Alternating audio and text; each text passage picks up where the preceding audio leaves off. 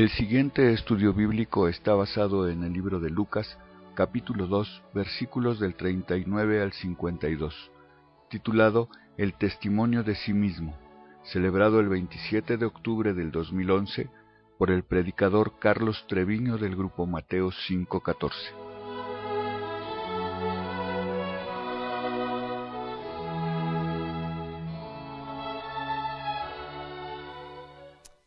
Bien, pues estamos en el capítulo 2 del Evangelio de Lucas, capítulo 2, y en esta noche vamos finalmente a terminar el capítulo 2.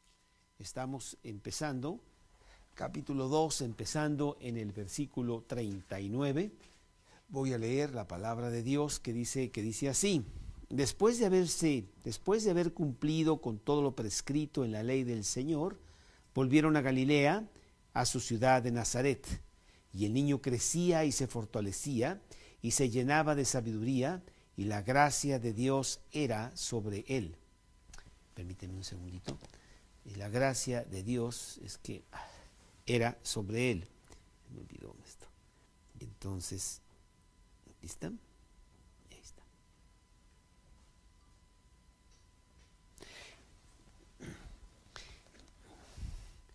Iban sus padres todos los años a Jerusalén en la fiesta de la Pascua, y cuando tuvo 12 años subieron a Jerusalén conforme a la costumbre de la fiesta.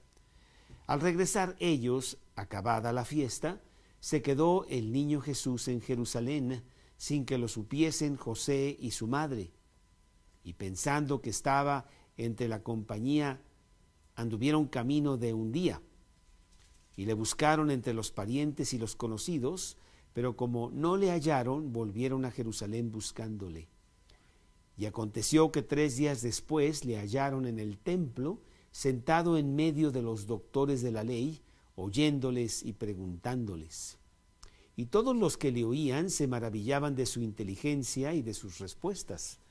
Cuando le vieron, se sorprendieron, y le dijo su madre: Hijo, ¿por qué nos has hecho así? He aquí tu padre y yo te hemos buscado con angustia. Entonces él les dijo: ¿por qué me buscáis? ¿No sabéis que en los negocios de mi padre me es necesario estar? Mas ellos no entendieron las palabras que les habló.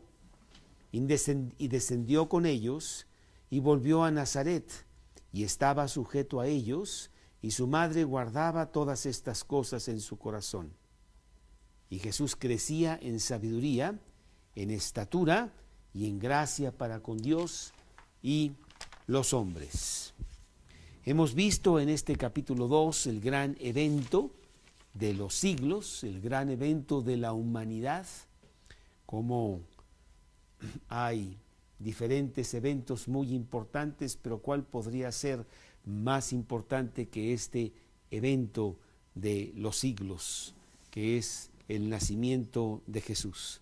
Hemos visto en este capítulo 2 cómo inclusive Dios preparó testimonios que atestiguaran acerca de este acontecimiento tan importante, como los pastores, como el mismo José y María, como Simeón y Ana, que los hemos visto en los estudios anteriores. Y hoy el estudio se llama el testimonio de sí mismo, porque ahora el que va a dar testimonio de este evento es Jesús mismo. No lo podía dar antes, era un bebé en manos de sus padres. Dios quiso que él naciera de mujer y naciera bajo la ley, que fuera tan humano como nosotros, que naciera del vientre de una madre, un pequeño bebecito que necesitaba todos los cuidados para que sobreviviera los primeros meses, los primeros años, pero a medida que va pasando el tiempo, él mismo va a dar testimonio de sí mismo, como lo vamos a leer en esta historia, en este evento, en este incidente único que no se presenta en los demás evangelios. Y bueno, hemos también leído de niños prodigio a través de los siglos, de niños que a muy temprana edad podían hacer muchísimas cosas y maravillaban al mundo con sus talentos que venían de Dios, talentos naturales, pero después de todo algo extraordinario. Uno que es muy famoso y que podríamos decir que todos nosotros sabemos de él es Mozart. Wolfgang Amadeus Mozart, a la edad de 3 años, ya tocaba el piano y ya estaba inclusive leyendo música a la edad de 3 años. A la edad de 6 años, Mozart ya estaba componiendo su primera sinfonía. Y no sé cuántas llevas tú, Gaby, pero Mozart realmente sí estaba grueso. Y también en esos años, cuando tenía 6, 7, 8 años, ya estaba viajando con su hermana y con su padre por toda Europa para llevar a todos los diferentes nobles la belleza de la música que él mismo estaba componiendo, ¿sí? Realmente un verdadero genio. Y otros muchos, el filósofo Stuart Mill, y varios que puedo aquí hablar. John Quincy Adams, que fue presidente de los Estados Unidos a la edad de 13 años, era embajador de Estados Unidos en Francia. Entonces, bueno, no sé cómo te mides, no sé cómo te mides tú, Emma, pero pues la verdad sí nos sorprenden todos estos niños, pero ninguno de ellos podría llegar a lo que tenemos aquí de el Dios encarnado, que realmente es muy por encima de todos ellos. Está Jesús, que a la edad de 12 años tenía toda la sabiduría y conocimiento, así como completo entendimiento de su naturaleza y de su misión aquí en la tierra. A la edad de 12 años él sabía que él era Dios, él sabía por qué estaba aquí, estaba completamente consciente de lo que iba a hacer y cómo lo iba a hacer, ¿sí? Quizá un poquito antes no, porque bueno, él creció como todo niño. Ves cómo los niños van despertando en la lógica, en sus decisiones, en su entendimiento. Y bueno, él fue como un niño, pero a la edad de 12 años él tenía ya toda la mente de Dios. ¿Por qué? Pues porque él era Dios. Juan 1:14, que tú te lo sabes, Emma, ¿o no? Juan 1:14, ¿no? Y aquel verbo fue hecho carne y habitó entre nosotros. Y vimos su gloria, gloria como del unigénito del Padre, lleno de gracia y de verdad. O Juan 1:9, aquella luz verdadera que alumbra a todo hombre, venía a este mundo. Y bueno, el centro de este pasaje que estamos por estudiar en esta noche está en el versículo 49, en donde dice: entonces Jesús les dijo, ¿por qué me buscáis? Capítulo 2 de Lucas, versículo 49, ¿no sabéis que en los negocios de mi Padre me es necesario estar? En este pasaje que vamos a estar viendo en esta noche, tenemos un único incidente, el único evento de Jesús en toda su vida privada. Realmente no sabemos mucho de Jesús durante su vida privada. Sabemos mucho de Jesús, a pesar de que nada más fueron 3 años de su vida pública, ¿verdad? A la edad de 30 años él se da a conocer, él va al río Jordán y él pide ser bautizado por Juan el Bautista, y los 4 evangelios tienen ese evento en sus narrativas. Pero solamente Lucas va hacia atrás y nos da mucho más de su nacimiento, mucho más de su niñez, muy detallado, y realmente de su niñez y de su vida como joven, de su vida como hombre, pero todavía en su vida privada. Este es el único evento conocido. Pero vamos a ver que es un evento importante, que era importante que Lucas lo pusiera aquí y que nosotros lo conocieron, que nos supiéramos de eso. Aquí están sus únicas palabras, la única vez que él habla durante esos primeros 30 años. Que nos es también un poco sorprendente si viéramos la biografía de grandes hombres, pues sí hay más yoísmo, más egocentrismo de ellos, ¿verdad? El decir más cosas de ellos mismos, pero realmente de Jesús son unas cuantas palabras en los primeros 30 años. Sin embargo, realmente estamos hablando de un evento monumental, un evento de mucha importancia, porque es el testimonio de sí mismo. Él realmente va a hablar a la edad de 12 años de que Él es Dios, de que ya está mostrándose al mundo de que Él es el Dios encarnado. Se revela desde muy temprana edad, consciente de su identidad, consciente de su propósito aquí en la tierra. ¿Y cuál era su propósito aquí en la tierra? Juan 6, versículo 38. Juan 6, 38. Dice Juan 6, 38, he descendido porque yo he descendido del cielo, no para hacer mi voluntad, sino la voluntad del que me envió. Y esta es la voluntad del Padre, el que me envió, que de todo lo que me diere, no pierda yo nada, sino que lo resucite en el día postrero. Estas palabras él las dice mucho más adelante, ya en su vida pública. He descendido para hacer la voluntad del que me envió. Pero desde los 12 años, exactamente le está diciendo eso a todos los que están sorprendidos que él está en el templo. Un niño de 12 años realmente no estaría en el templo, ¿no? Lo llevas a los estudios del martes y les dices que se porten bien, por favor, que se aprendan todos los versículos de su pastorela, que si lo hacen, mira, inclusive te doy un chocolate, te doy esto, pero por favor necesito que atiendas y hagas eso, ¿no? Y bueno, a Jesús no le dieron ningún chocolate ni tuvieron que decirle que por favor se esmerara en ir al templo, porque tenían que ir al templo, ahorita vamos a ver por qué, sino que Él está en el templo.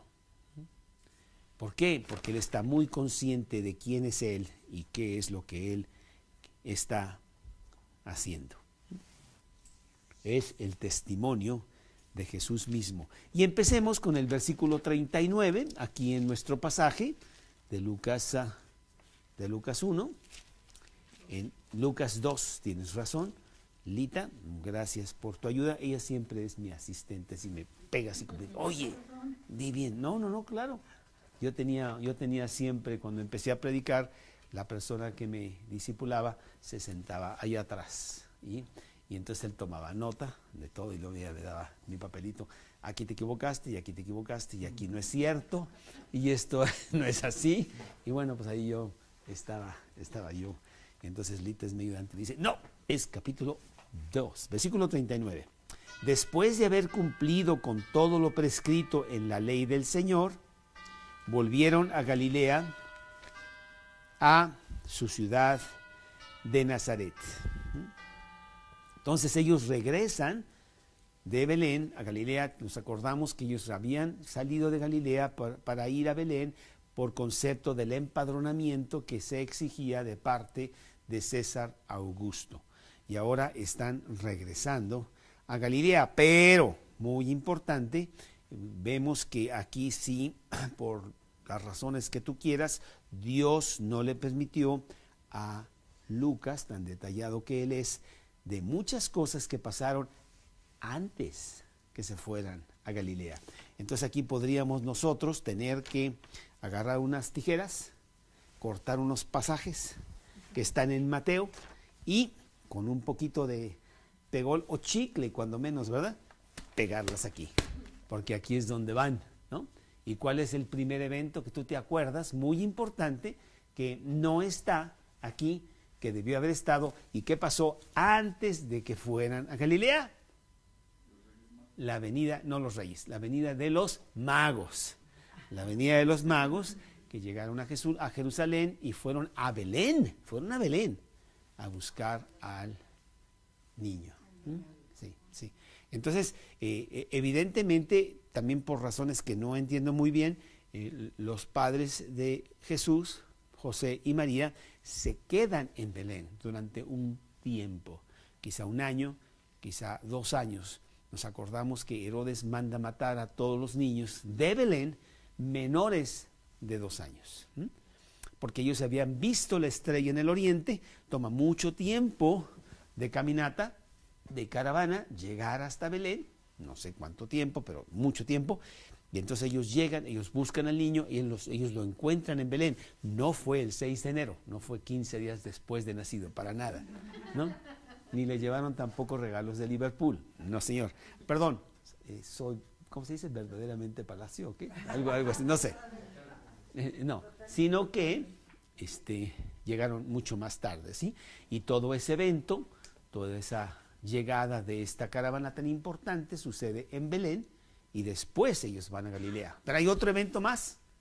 ¿Quién me lo puede decir? Antes de que lleguen a Galilea, muy importante también, a razón de que Herodes manda matar a los niños de Belén, el ángel le anuncia a José que tiene que salir y huir para que ese niño no sea también matado con los demás y no se cumpliese el propósito de Jesús en la tierra. Ellos huyen a Egipto durante un largo tiempo y después regresan ya no a Belén, sino a Galilea.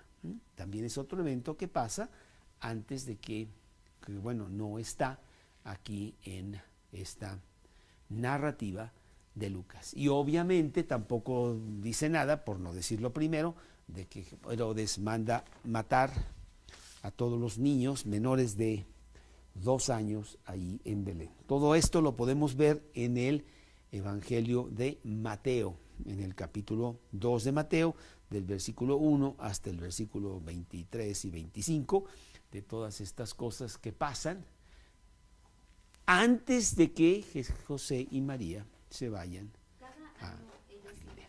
Ahorita, no, te me estás adelantando. Ves que quiero hacer el estudio y ella quiere que ya lo termine. No, eso está muy mal, Emma. Tache.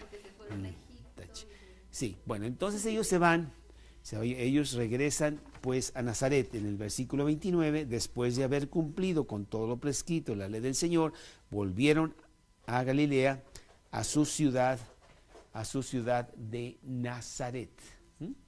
Ese es donde ellos residían, allí en Nazaret. Bueno, y dicho todo esto, vamos a ver 3 cosas con respecto a este pasaje, y vamos a ver que sí es un pasaje muy bonito y muy importante. 1, los años de silencio. Ya como que dijimos un poquito de que Jesús, con la excepción de este pasaje, un evento muy pequeño, no hubo nada más en sus primeros 30 años, ¿sí? Contrario a tantas leyendas que hay acerca de Jesús. No sé si sepas, pero por ahí dicen que Jesús fue a Cachemira, allá a la India, y que ahí le enseñaron todas las cosas que él tenía que decir, y luego regresó y no sé cuánto y no sé qué tantas cosas, ¿no? Y hay muchas especulaciones, hay muchos libros de qué debió o pudo haber hecho Jesús durante esos 30 años. Cuando la Biblia es muy escueta, es muy clara en lo que hizo Jesús durante esos 30 años, ¿verdad? Y a veces me dicen, oye, dice la Biblia, ¿dónde estuvo Jesús durante esos 30 años de su silencio? Y nosotros decimos, claro, está muy fácil, porque la Biblia nos dice dónde estuvo Jesús durante esos 30 años. Y bueno, eso lo vamos a encontrar mucho después acá en el versículo 51, pero de una vez te lo digo, y descendió con ellos y volvió a Nazaret y estaba sujeto a ellos. ¿Dónde estaba Jesús? Sujeto a ellos en su casa, aprendiendo el oficio de su padre como carpintero. Ahí estuvo hasta su presentación a la pública a los 30 años. Eso es lo que nos dice la Biblia, que pasó con Jesús durante todo ese tiempo de su vida de su vida privada. Es muy importante, que Dios no lo quiere decir, que Él haya pasado todo este tiempo así, porque otra cosa que tú te podrías preguntar es, oye, ¿por qué mejor no Jesús? Pues llegó ya listo a la edad de 30 años y entonces, pues nada más pasó 3 años en la tierra y fue a la cruz y resolvió el problema del pecado del hombre y ya. ¿Por qué tuvimos que hacer todo esto de que naciera de mujer y bueno, y que le dieran leche y que empezara a caminar y que tuviera todo este proceso de 30 años como todo hombre? Bueno, pues también la respuesta es muy obvia, ¿verdad? Él tenía que ser tan humano como nosotros, identificarse con el hombre y ser totalmente humano.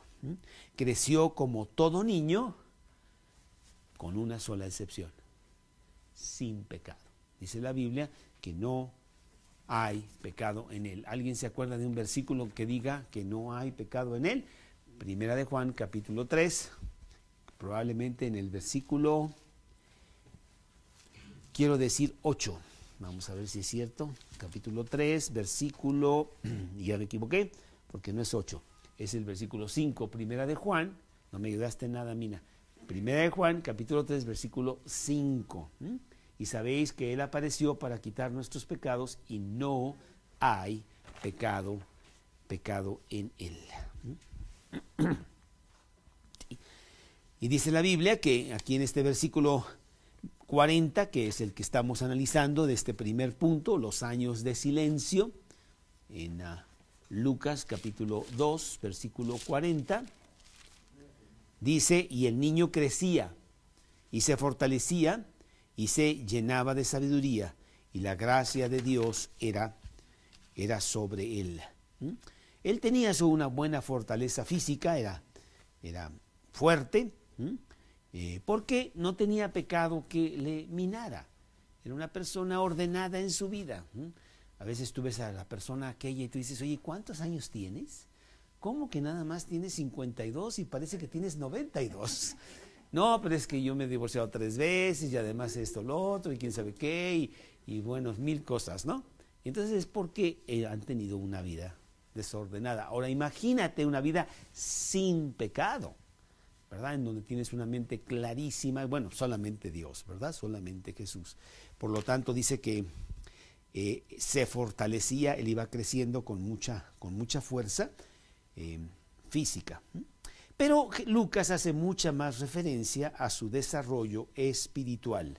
Dice que se llenaba de sabiduría, es lo que dice el versículo, y se llenaba de sabiduría, para que a la edad de 12 años él tenía toda la sabiduría.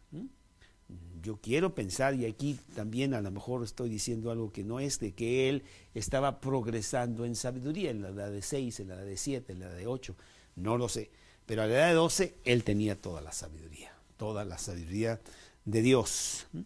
Él es la sabiduría. Colosenses capítulo 2, versículo 3. Colosenses capítulo 2, versículo 3. ¿Cuánto nos ha tomado a nosotros para ir entendiendo algunas de las cosas de Dios aquí en la palabra con respecto a nuestra vida y conocer más de la sabiduría de Dios? Pues muchos años, ¿no? Pero él desde muy pequeño, dice aquí el Colosenses capítulo 2, versículo 3, en quien están escondidos, en Cristo, en quien están escondidos todos los tesoros de la sabiduría y del conocimiento. Era la sabiduría que él siempre había tenido con el Padre, desde la eternidad, desde siempre, porque ¿quién le enseñó a Dios? Dice 1 Corintios allí en el capítulo 2, 16, ¿quién le enseñó a Dios? ¿Quién le aconsejó a Dios? ¿Quién fue el que le dijo? ¿Quién le enseñó? Pues nadie, ¿no? Él siempre ha tenido toda la sabiduría, no tiene que aprender nada. Y Jesús tenía todo eso. Vamos a leerlo también ahí en Proverbios capítulo 8, en el versículo 22, Proverbios 8, 22. Dice Proverbios Jehová me poseía en el principio, ya de antiguo, antes de sus obras. Eternamente tuve el principado desde el principio, antes de la tierra. Versículo: antes de los abismos fui engendrada, antes que fuesen las fuentes de muchas aguas, antes que los montes fuesen formados, antes de los collados ya había sido yo engendrada. No había aún hecho la tierra, ni los campos, ni el principio del polvo del mundo. Cuando formaba los cielos, allí estaba yo.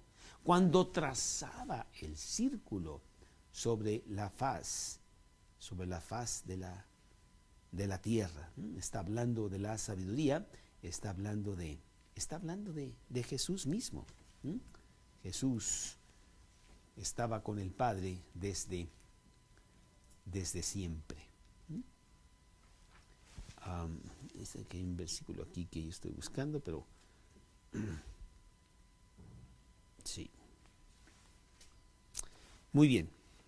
Su llenura de sabiduría vendría, dice la Biblia, a medida que iba creciendo en obediencia. Porque era un niño perfecto, un niño que no tenía pecado.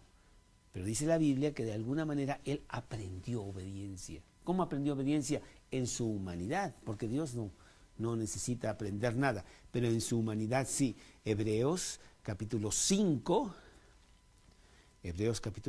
versículo 8. Hebreos 5, 8. Dice Hebreos capítulo 5, versículo 8. Y aunque era hijo, por lo que padeció, aprendió la obediencia. Nosotros aprendemos sabiduría, la sabiduría de Dios, la sabiduría de lo alto, en la medida de nuestra obediencia. A medida que nosotros vamos obedeciendo, Dios nos va dando cada día más luz acerca de la Biblia y acerca de la Biblia con respecto a nosotros. Por eso es tan importante que nosotros obedezcamos. Dice el versículo 5:32 ahí de Hechos, que el Espíritu se lo ha dado Dios a los que le obedecen. La llenura del Espíritu viene con respecto a la obediencia. Pero nos es tan difícil obedecer, Lita, porque nosotros somos desobedientes por naturaleza. Dice Efesios 2:2, Efesios 2:1. Nosotros somos hijos, 2:2. Hijos de desobediencia. Así vinimos. Y ahora que estamos en Cristo, pues Él sigue haciendo un gran trabajo en nosotros para que aprendamos obediencia. Y en la medida de esa obediencia, nosotros vamos a adquirir más y más sabiduría. Pero Jesús nunca cayó en tentación. Siempre las tuvo. Las mismas tentaciones que tienes tú, pero Él nunca cayó. Hebreos 4, capítulo 15, porque no tenemos un sumo sacerdote que no pueda compadecerse de nuestras debilidades, sino uno que fue tentado en todo, según nuestra semejanza, pero sin pecado. Entonces es la única diferencia. Y luego dice el versículo que la gracia de Dios estaba sobre él. No la gracia de salvación. Jesucristo no necesitaba salvación, sino el favor de Dios. Este es mi Hijo amado en quien yo tengo complacencia, dice el Padre con respecto a su Hijo, ahí cuando se está bautizando en el Jordán con Juan el Bautista, ¿sí? Él es recipiente de gracia porque tiene toda la gracia de Dios y Él es el dador de la gracia. Es muy importante eso. ¿Quién es el dador de la gracia? ¿Quién es el que da la salvación? Cristo, ¿no? Esta mañana me estaba acordando del Ave María, gracia plena, dice la cantante, tan bonita canción esa, ¿no? Pues gracia no plena, perdóname, ella era recipiente de gracia, no dadora de gracia. Es un gran error que se ha cometido de que ella es dadora de gracia. Ella no puede dar lo que no tiene. Ella necesitaba un Salvador y el Salvador le dio gracia y el dador de la gracia es Cristo. Y lo vemos también por todos lados. Podemos poner Gálatas 6:18 y aquí puedo poner 1000 versículos. Pero quise poner 1 o 2 nomás para decirte que efectivamente el dador de la gracia es es Jesucristo. Hermanos, la gracia de nuestro Señor Jesucristo sea con vuestro espíritu, dice Gálatas 6:18, o Romanos capítulo 1, versículo 5, Romanos 1:5, por quien recibimos la gracia y el apostolado, dice Pablo. Está hablando de Jesucristo, por quien recibimos la gracia. El día que nosotros recibimos a Cristo en nuestro corazón, ese día Dios impartió gracia para con nosotros, ¿no? Y nos dio la gracia que tenemos, y es una gracia salvadora, nos da la salvación, ¿sí? Y la tenemos porque Cristo nos las ha dado, ¿sí? Bueno, pues eso es lo que tenemos en ese versículo de capítulo 2, versículo 40. Los años de silencio, sin embargo, pues ¿cuántos sabemos de esos años de silencio? No es tan silencio.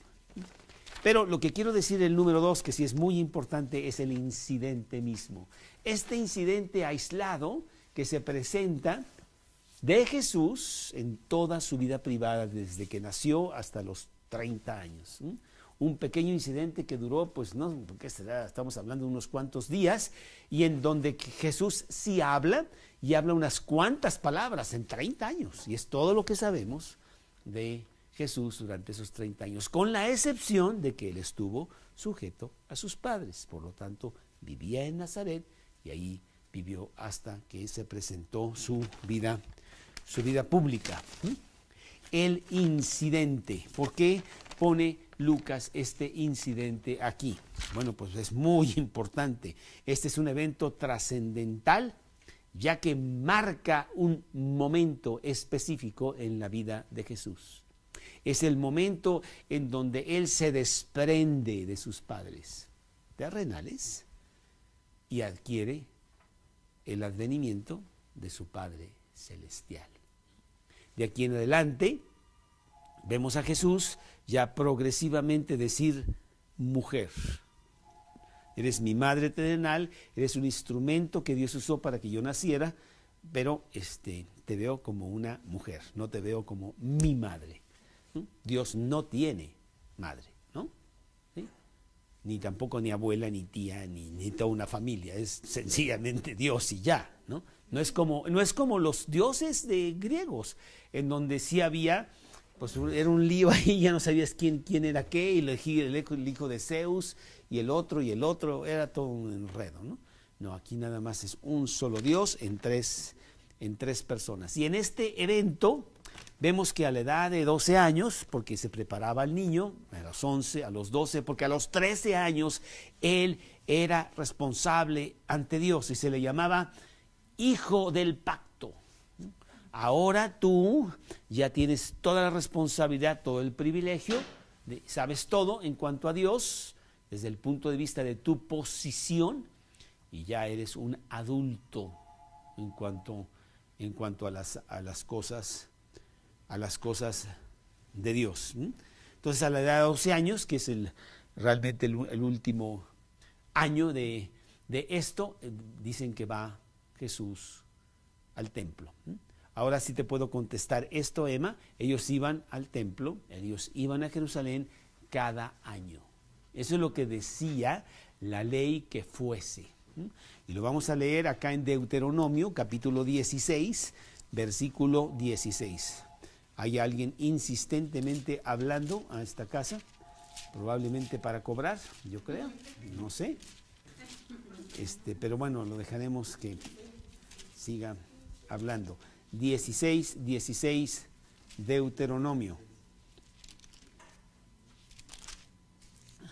Dice 16 de Deuteronomio: 3 veces cada año aparecerá todo varón tuyo delante de Jehová, tu Dios, en el lugar que él escogiere, en la fiesta solemne de los panes sin levadura, en la fiesta solemne de las semanas, y en la fiesta solemne de los tabernáculos, y ninguno se presentará delante de Jehová con las manos vacías, cada uno con la ofrenda de su mano, conforme a la bendición que Jehová tu Dios te hubiere dado. Entonces era un mandamiento de Dios que ellos fueran a Jerusalén cada año 3 veces. Con el tiempo eso se hizo muy impráctico y entonces ya iban una sola vez. Iban durante el tiempo de la Pascua. Acuérdate que es la Pascua, que es la comida de la Pascua, que representaba la muerte de Cristo, la muerte del Cordero, y 7 días de pan sin levadura. Eran 8 días de fiesta, y todo el mundo debería ir a Jerusalén. Bueno, con el tiempo, pues ya era un enredo ir a Jerusalén, todos en la fiesta aún de la Pascua. Entonces unos iban unos cuantos días nada más, como, no sé, pero ese era el requerimiento. Y ellos, muy devotos, realmente María, José, iban cada año. Dentro de su situación, a lo mejor cuando estuvieron en Egipto, Emma, pues no fueron, porque estuvieron en Egipto, ¿verdad? Pero ellos sí trataban de cumplir con ese requisito de Dios. No se pedía que fuera la mujer, no se pedía que fueran los niños, pero la fiesta de la Pascua era una fiesta familiar. Y las personas realmente serias para con Dios sí lo hacían. Y oye, y era todo un viaje para mucha gente muy pesado. Decían, no, pero esto es lo que Dios dice, yo quiero estar en Jerusalén, yo quiero pasar la Pascua allí, porque eso es lo que Dios tiene para mí. Y entonces van, en este año específico, es el último año de la niñez de Jesús, digamos, ¿verdad? Van para prepararlo, el siguiente año ya se le presentaría a Jesús como un hijo del pacto. Y entonces van con, y ese es el año que Lucas nos menciona aquí como un evento importante en Jesús, en la vida de Jesús. Dice el versículo 41, iban sus padres todos los años a Jerusalén en la fiesta de la Pascua, y cuando tuvo 12 años subieron a Jerusalén conforme a la costumbre de la fiesta. Entonces probablemente José y María sí se quedaron toda la fiesta, que son 8 años. Y el evento por el cual Lucas piensa que es muy importante el ponerlo aquí es porque sí vamos a ver este distanciamiento de Jesús como niño y aún como humano, porque va a decir mi verdadero padre pues es otro, no eres tú José, ni tampoco José y María son mis padres. Esto sería ya muy certero después en su vida pública, en donde lo haría él con mucha fuerza, distanciarse de su familia, porque él estaba realmente con otra perspectiva no humana. Lucas 8, 19 al 21. Lucas 8, 19 al 21. Entonces su madre y sus hermanos vinieron a él, pero no podían llegar hasta él por causa de la multitud, y se les avisó diciendo, tu madre y tus hermanos están fuera y quieren verte. Él entonces respondiendo les dijo, mi madre y mis hermanos son los que oyen la palabra y la hacen. Entonces vemos que en las bodas de Caná, cuando María le va a pedir que haga algo con respecto al vino, mujer, ¿qué tienes conmigo? Le dice, ¿no? No le dice mami ni nada de eso, ¿no? Le dice mujer, porque realmente sí ya hay un distanciamiento. ¿Sí? Pero es un distanciamiento que empieza desde este momento aquí a la edad de 12 años. Sí. Pues fue el momento propicio, o sea, Jesús mismo teniendo 12 años, él prepara esto para que todo mundo se dé cuenta, porque es el testimonio de Jesús. Yo quiero anunciar al mundo quién soy yo. Ya es tiempo de que esto pase, a pesar de que solo tengo 12 años. Y lo va a preparar. Dice, aquí regresando a nuestro pasaje, Lucas, al regresar ellos, versículo 43, acabada la fiesta, después de 8 días, se quedó el niño Jesús en Jerusalén. ¡Ah, qué niño tan desobediente! Nunca entiende. Le decimos y no sé qué. No es cierto, no fue por desobediencia. Vamos a ver que no es porque hubiera sido un pecado, ¿no? Era un niño perfecto. Es más, se van a sorprender. Oye, Jesús no es así. Jesús es siempre el mejor que tenemos de todos los niños que tenemos. ¿Qué pasa? ¿Por qué? No lo hizo por desobediencia, sino que quería pasar una enseñanza ya a esa temprana edad sumamente importante. Al regresar ellos, acabada la fiesta, se quedó el niño Jesús en Jerusalén sin que lo supiesen José y María. Y pensando que estaba entre la compañía, anduvieron camino de un día y le buscaban entre los parientes y los conocidos. Evidentemente iban en una caravana grande, el viajar en ese entonces era muy peligroso y viajaban a pie, ¿verdad? Y entonces iban muchos, y más en la fiesta de la Pascua, que iban mucha gente a Jerusalén, pues para protegerse uno al otro y para tener compañía y ayudarse también uno al otro. Pero no le hallaron, versículo 45, y volvieron a Jerusalén buscándole. Podríamos aquí decir desesperadamente, oye, ¿dónde está nuestro hijo? ¿Qué pasa? Y había pasado ya un día de camino. O sea, tuvieron que regresar realmente hasta Jerusalén. Tú puedes ver la angustia de un padre, ¿verdad? Que, oye, nosotros perdimos a nuestro hijo Carlos cuando tenía 2 años, algo así, 3 años, y lo perdimos por un lapso de 25 segundos. Y fue 25 siglos, ¿no? Cuanto más ellos que amando a su hijo, ¿verdad? Pues tienen que ir a buscarle, y estamos hablando de días. Un día, dice que también después de 3 días, dice aquí, aconteció que 3 días después, yo no sé si son 3 días después de haber salido de Jerusalén, en donde se toma en cuenta un día de viaje, un día de regreso, un día de búsqueda, o 3 días después de que llegaron a Jerusalén y fueron 3 días de búsqueda. De todas maneras, no importa. Fue mucho tiempo y andaban buscando realmente a Jesús por todos lados, ¿sí? Y bueno, un niño también de 12 años que pierde a sus padres, pues a lo mejor por un ratito está jugando en el columpio y no sé qué, y pues no pasa nada, pero ya llega la noche, y ¿dónde están mis papás? ¿Y quién me va a dar de cenar? ¿Y dónde voy a dormir? Y empieza a desesperarse también el niño, y empieza a buscar a sus padres, no sé, va al cuartel de policía, habla a Locatel, algo, no había teléfonos, bueno, tiene que ir caminando a Locatel, no sé, ¿verdad? Pero ir de alguna manera, pero vamos a ver que Jesús para nada está angustiado. Inclusive lo han estado buscando, por eso tardaron 3 días, en el lugar equivocado. Fueron a muchos lugares a buscarlo, y ¿quién pensaría que este niño de 12 años estuviese en el templo? Y esto es lo que pasa aquí en el versículo 46. Y aconteció, parece ser, sucedió de coincidencia, que después de 3 días le hallaron en el templo, sentado en medio de los doctores de la ley. Aquí la palabra exacta en el original es los grandes maestros de la ley.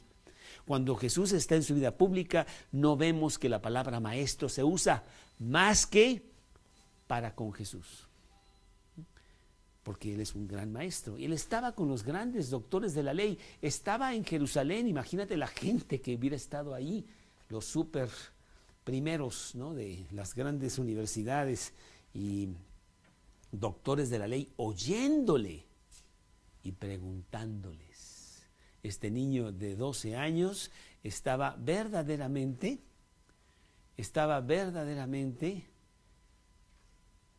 impresionando, maravillando es la palabra. Oye, ¿a qué universidad fuiste tú? Oye, ¿de dónde? Tú no estuviste a los pies de Gamaliel, no tienes ni 12 años. Gamaliel no admite discípulos a la edad a tan corta edad. ¿De dónde tienes tú toda esta sabiduría? Bueno, pues él tenía toda la sabiduría de Dios. Todos los que le oían se maravillaban de su inteligencia y de sus respuestas. Fíjate que dice aquí, y de sus respuestas. Eso es muy interesante. Regularmente el discípulo está preguntando, oye, esto y el otro, pues mira, niño, así y acá, y esto y el otro. Y de repente él les está contestando a ellos. Él les está contestando como después lo haría en su vida pública, en donde los fariseos venían a preguntarle, aquí tenemos esta moneda y la inscripción es del César, ¿es pues lícito dar dinero al César o a Dios? Que ya lo agarramos, no va a poder responder esa. Y dice que desde los 12 años ya podía bien responder perfectamente las cosas, porque tenía la sabiduría de Dios. ¿Sí? Dice el versículo 48, cuando le vieron se sorprendieron. Y le dijo su madre, hijo. Bueno, aquí la palabra sorprender es realmente con la boca abierta. Cuando tu hijo te desobedece y esto lo otro, finalmente lo encuentras, pues tienes mucho gozo de encontrarlo, pero al mismo tiempo tienes un poquito de coraje. Oye, ¿qué pasó, niño? Esto lo otro te hemos estado buscando y tú ni siquiera te das cuenta de que andamos todos preocupados por ti, ¿verdad? ¿Sí? Pero ella no sabe cómo manejar eso. O sea, ¿por qué estás aquí en el templo? Y además, ¿con quién estás aquí en el templo? Y casi los doctores le decían, espérate, déjanos un ratito más, porque estamos realmente muy intrigados y aprendiendo mucho de este niño. Y entonces ella le dice, hijo, ¿por qué nos has hecho así aquí? Tu padre y yo te hemos buscado con angustia. Realmente, pues sí, dentro de todo, pues me da mucho gusto y me da mucho gusto que tú seas aquí estés causando toda esta maravilla, ¿verdad? Pero nosotros sí estábamos preocupados por ti. Y no has hecho esto muchas veces, o sea, es más, nunca hemos visto que tú seas un niño que haga estas cosas, por eso nos sorprendió mucho. A lo mejor estabas secuestrado y contra tu voluntad no estabas con nosotros, ¿verdad? No fue una cosa tuya, fue una cosa de los demás que te hicieron, y no, fue una cosa de Él. Y aquí viene la enseñanza en el versículo 49. Entonces Él les dijo, la primera vez que vamos a escuchar esto en la vida de Jesús, lo va a decir después de otras maneras, pero aquí realmente es muy importante. ¿Por qué me buscáis? ¿No sabéis que en los negocios de mi Padre me es necesario estar? La primera vez que habla de un Padre personal. Se hablaba del Padre de Israel. Se hablaba de una cosa impersonal. Dios era un impersonal, pero ahora estamos hablando de un Dios muy, muy personal, como el Padre nuestro que estás en los cielos. ¿Padre nuestro? ¿Dios es nuestro Padre? La primera vez que sucede un concepto así, que lo trae Jesús. No lo vemos en todo el Antiguo Testamento. Y aquí dice, en los negocios de mi Padre. Y no creas tú que estaba haciendo ningunos muebles para esto. Sí, no lo habían comisionado ahí en el templo para hacer algunos muebles de José, ¿no? No, para nada. Estaba realmente en los negocios de su Padre. Ellos no entendieron las palabras que les habló y descendió con ellos y volvió a Nazaret. Aquí hay un punto muy importante que sí quiero mencionarlo, porque la palabra hijo es una palabra bien importante en el hebreo y a lo mejor en español no la vemos con tanta importancia, porque en español hablamos de origen. Antonino es hijo de Antonino, es su padre, ¿verdad? Es su padre físico, él lo trajo al mundo con su esposa y es su hijo, y tenemos un papel que así lo atestigua y usamos la palabra así, de esa manera, pero aquí nos está hablando de esa manera en el hebreo. En el hebreo es naturaleza más que origen. Naturaleza más que origen. Por eso los judíos estaban muy enojados con Jesús cuando Él dijo que Él era Hijo de Dios. ¿Hijo de Dios? Quiere decir que eres igual a Dios, provienes de Dios, son iguales. Y hasta cierta manera podemos decir eso. Antonino es hijo de Antonino. Y entonces, ¿verdad? Pues tiene las características, la sangre, etcétera, de Antonino. Y en ese concepto está hablando Jesús con los fariseos cuando les dice, yo soy hijo de Dios. Entonces tú te dices que eres Dios. Y esa era la gran blasfemia. Y por eso mandaron realmente a Jesús, o fue la excusa para mandar a Jesús a la muerte. Capítulo 5 de Juan, versículo 18. Juan 5, 18.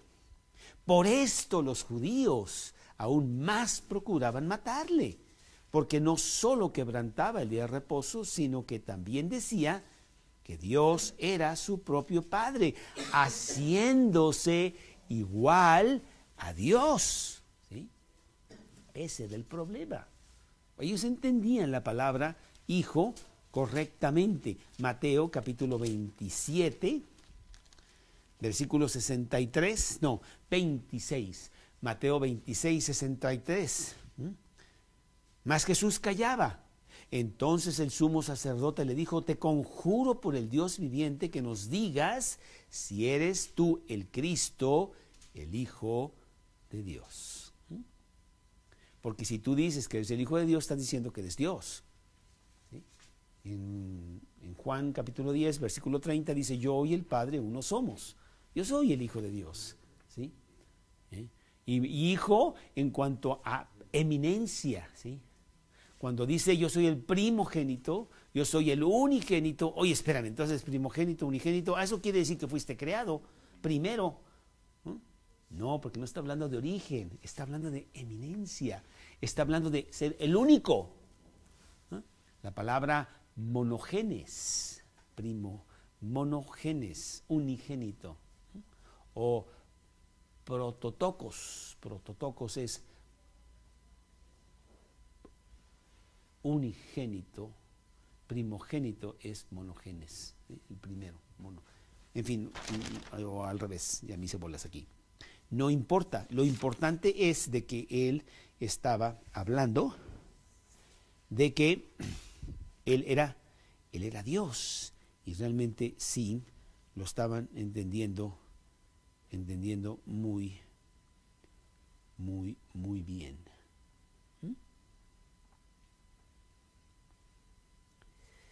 Sí, una posición de igualdad. Y esa palabra se usó mucho cuando en Hechos 4:36 se habla de Bernabé, el hijo de consolación, que tiene las características de consolación, ¿sí? O en Efesios 2:2, cuando habla de hijos de desobediencia, pues tienen la característica de ser desobedientes. Hijo de Dios tienen las características de Dios. Está diciendo que es Dios. No, pues ahí está mal. Unigénito, monogenes, prototokos es primogénito. Romanos 8:29, por ejemplo, ahí dice precisamente prototokos. Romanos 8:29. Romanos 8:29. Porque a los que antes conoció también los predestinó para que fuesen hechos conforme a la imagen de su Hijo, para que él sea el prototokos entre muchos hermanos.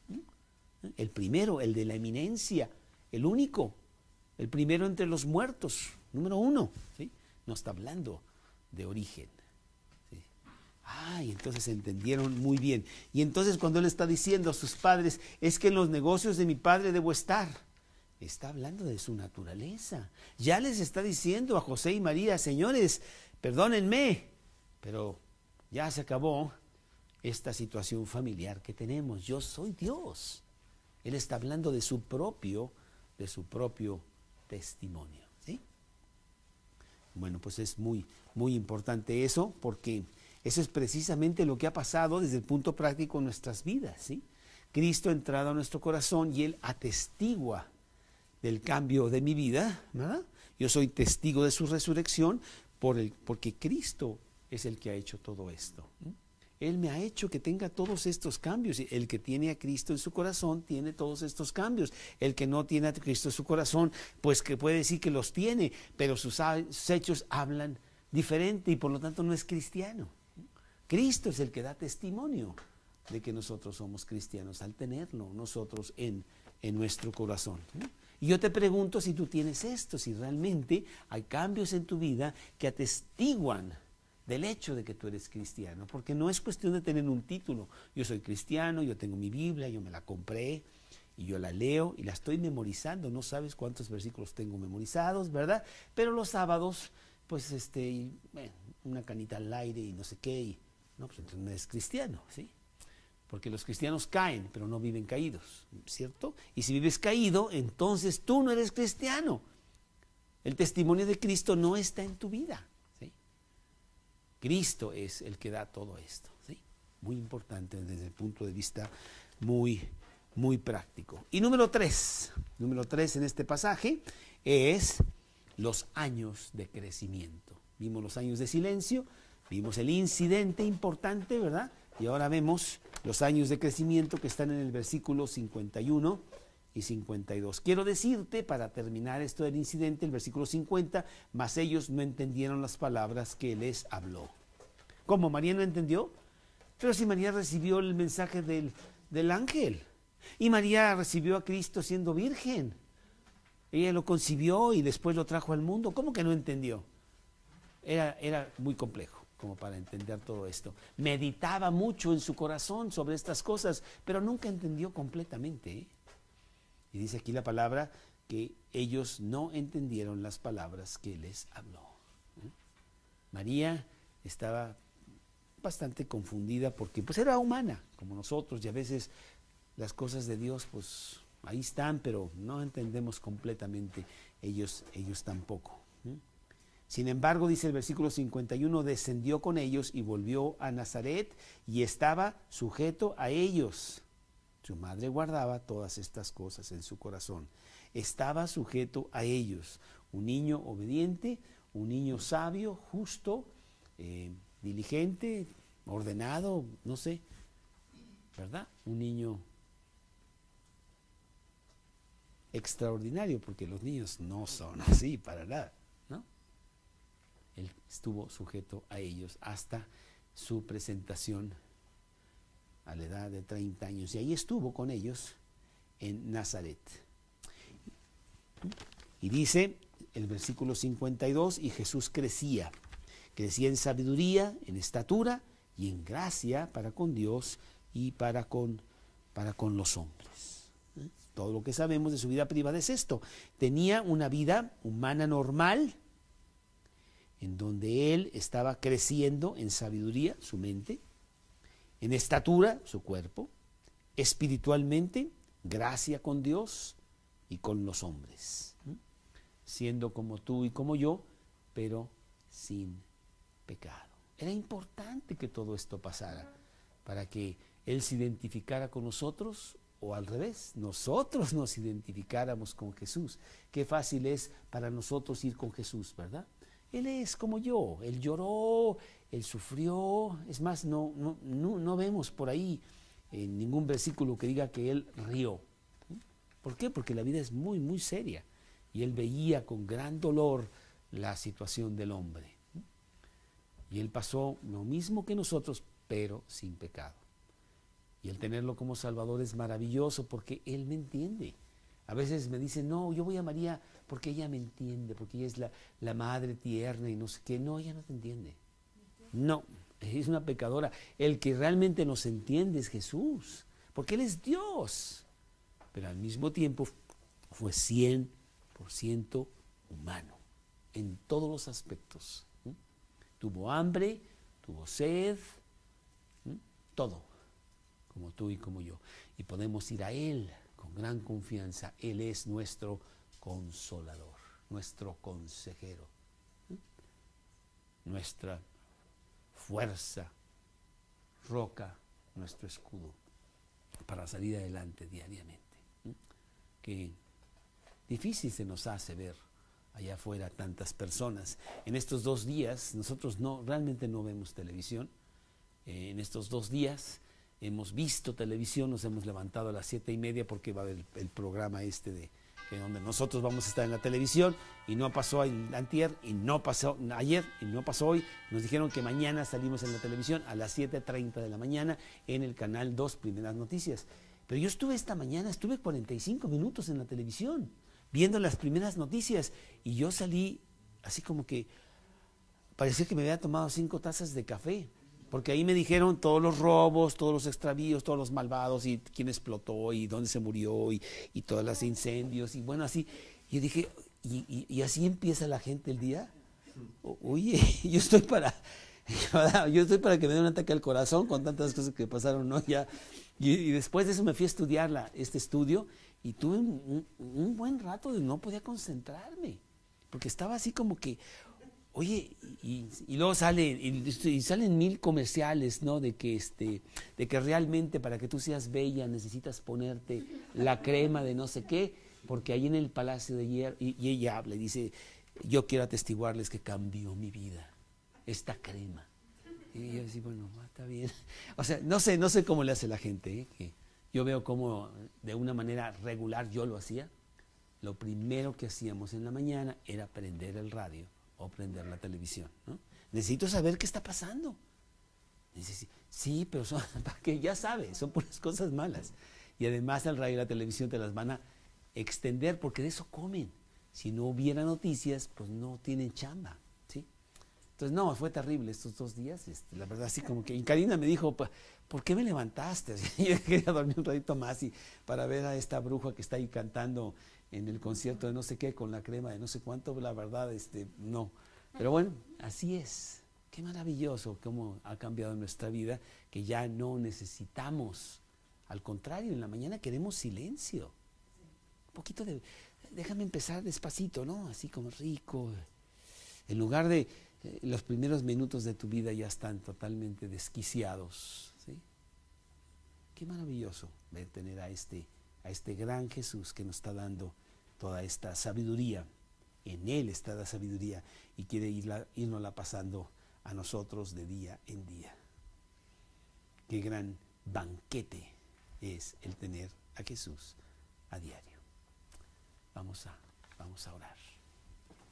Señor, te damos gracias, muchas gracias por este gran Jesús, Señor, el dueño de nuestra vida, nuestro Salvador, con quien pasaremos la eternidad, que tiene ya grandes cosas preparadas por nosotros, porque Él dijo, me voy para preparar lugar para vosotros, para que donde yo estoy, vosotros también estéis.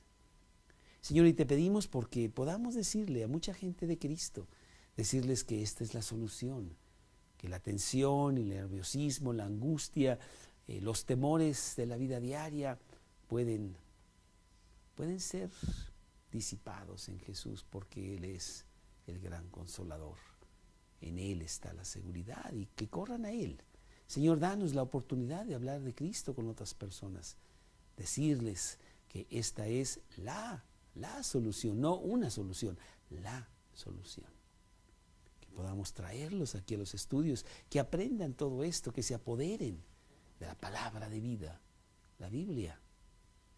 Qué triste que no tengan una Biblia abierta, no saben, alguien les tiene que decir que seamos nosotros, Señor. Te lo pedimos en el nombre de Cristo Jesús. Como hay diferentes eventos muy importantes, pero ¿cuál podría ser más importante que este evento de los siglos, que es el nacimiento de Jesús? Hemos visto en este capítulo 2 cómo inclusive Dios preparó testimonios que atestiguaran acerca de este acontecimiento tan importante, como los pastores, como el mismo José y María, como Simeón y Ana, que los hemos visto en los estudios anteriores.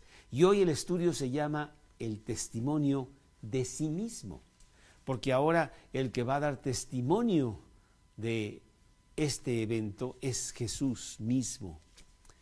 No lo podía dar antes, era un bebé en manos de sus padres.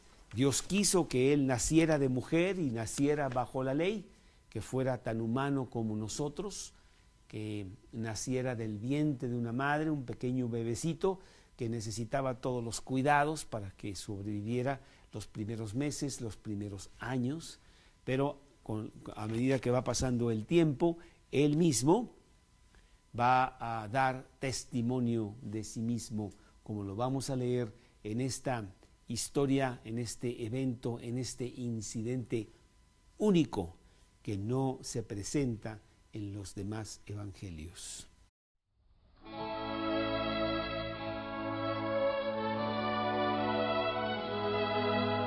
El siguiente estudio bíblico está basado en el libro de Lucas, capítulo 2, versículos del 39 al 52, titulado El testimonio de sí mismo, celebrado el 27 de octubre del 2011 por el predicador Carlos Treviño del grupo Mateo 5:14.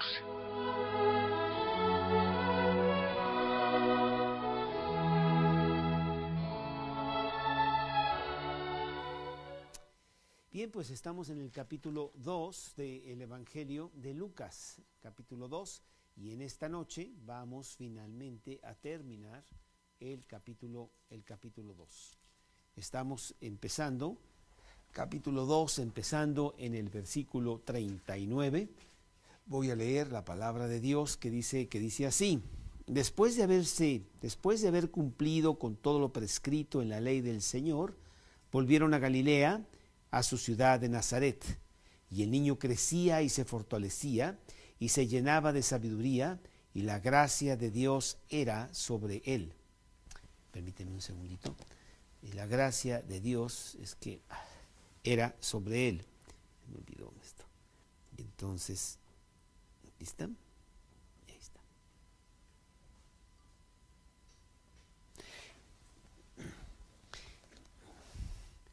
Iban sus padres todos los años a Jerusalén en la fiesta de la Pascua, y cuando tuvo 12 años subieron a Jerusalén conforme a la costumbre de la fiesta.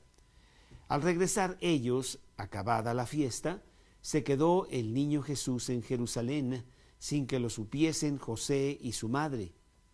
Y pensando que estaba entre la compañía, anduvieron camino de un día, y le buscaron entre los parientes y los conocidos, pero como no le hallaron, volvieron a Jerusalén buscándole.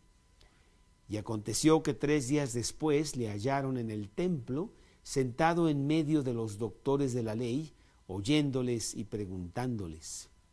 Y todos los que le oían se maravillaban de su inteligencia y de sus respuestas. Cuando le vieron, se sorprendieron, y le dijo su madre: Hijo, ¿por qué nos has hecho así? He aquí tu padre y yo te hemos buscado con angustia. Entonces él les dijo: ¿por qué me buscáis?